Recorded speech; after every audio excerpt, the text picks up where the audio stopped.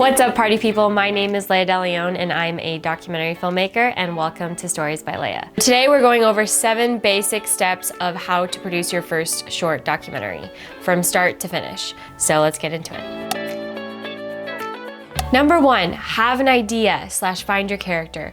You might have an idea first, you might have a character first, but you need a character. Some things to help you figure this out is, who do you already know in your life? Do you have interesting family members? Do you have a cool guy down the street, a neighbor, something, a friend, somebody that's interesting? And then on top of that, you have to think, who's actually going through something right now? Not like something really cool that happened 5 years ago, but what are they going through right now? What are they trying to achieve? What adversity are they going through right now? Because you want to document that right now. On top of that, would they be good on camera? Are they likable? Okay, your character has to be likable. If you can't relate to them, nobody is gonna watch your film. They have to be interesting, right? If you're still stuck, what are you passionate about? What are you drawn to? What stories do you want to tell? Are you passionate about social justice? Are you passionate about food? What really gets you excited? Because you're about to pour your heart and soul into this, and it should be something that you care about.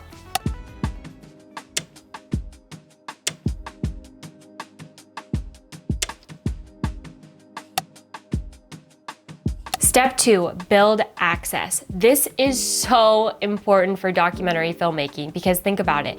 If the role was reversed and you were on the flip side and someone approached you to make a documentary about you, what would you say? It would be based on your relationship. It would be if you trusted that person, if you felt like they understood you as a person. Think about the people that you trust, right? Your family, your friends, people that show up for you.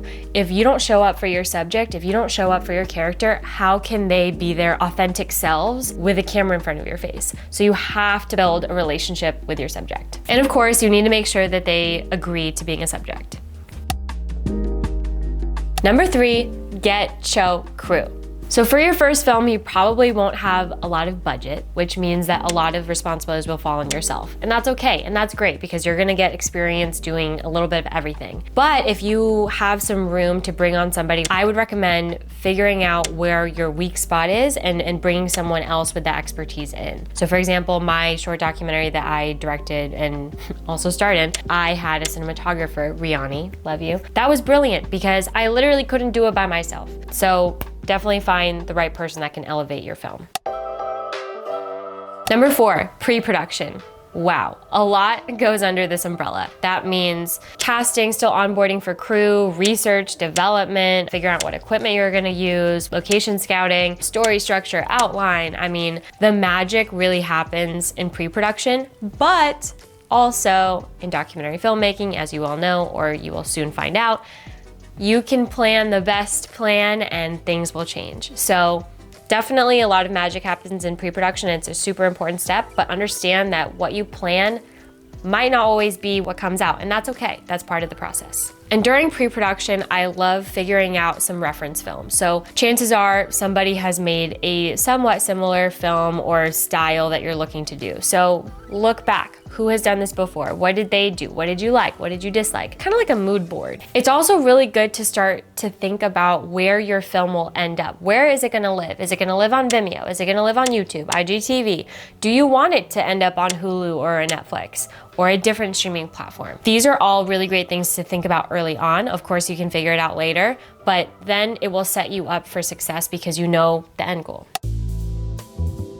5, production. How are you actually going to make this film? So that means renting equipment, figuring out, are you gonna use your iPhone, a camera? Do you have access to a camera? Don't feel like you need to have a fancy cinema camera to figure it out, but figuring out who are you gonna interview? Do you have multiple characters, supporting characters, coordinating all of that? Do you need to travel? For my first documentary, I traveled to the Philippines. I interviewed a ton of family members.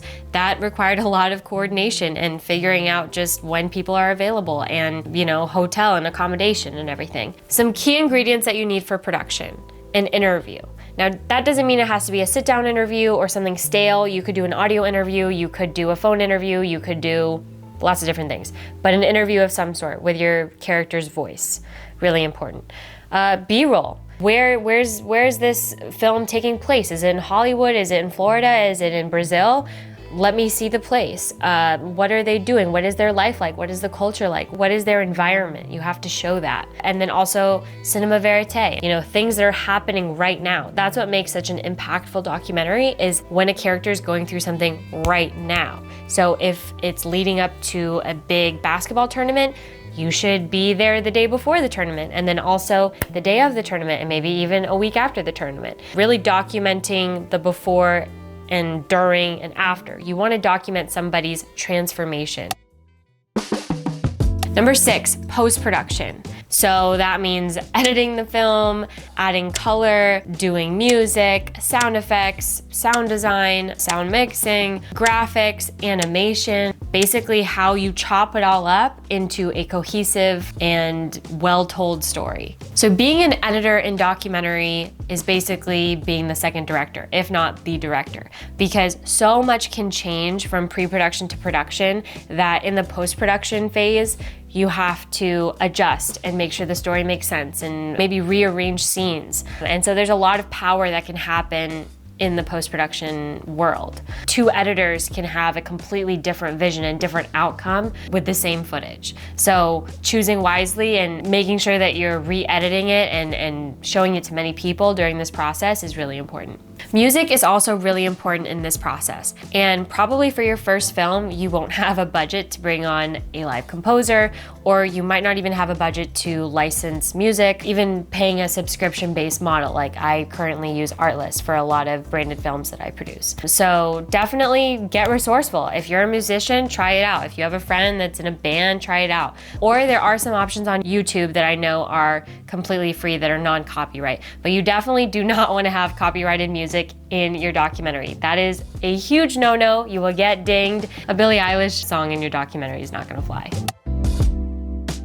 Number 7, distribution and marketing. Now, I truly believe that in order to have a really successful film, you should start marketing basically right away, getting BTS shots, sharing your process along the way, and building a following as you go along. But sometimes it makes more sense to do it afterwards. But I highly encourage to think about marketing from the get. But this is the stage where you package it. Where is it gonna live? How are you gonna share it with people? How are people actually gonna watch it? Are they gonna watch on their phone? Are they gonna watch it in a movie theater? Are they gonna watch it on their laptop?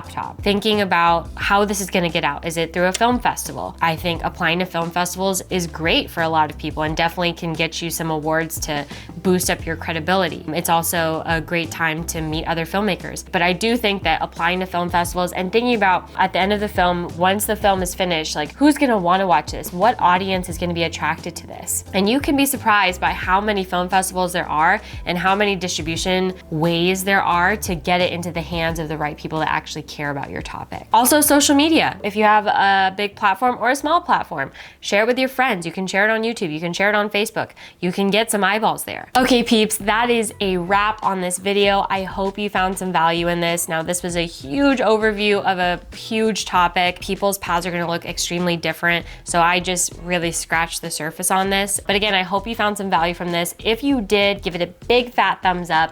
Make sure you are subscribed on this channel because we're gonna be talking a lot about more of these steps and how to make more awesome documentaries. So thank you so much for watching, and I will see you next time. Take. And I'm a, this is a lot. That's a lot.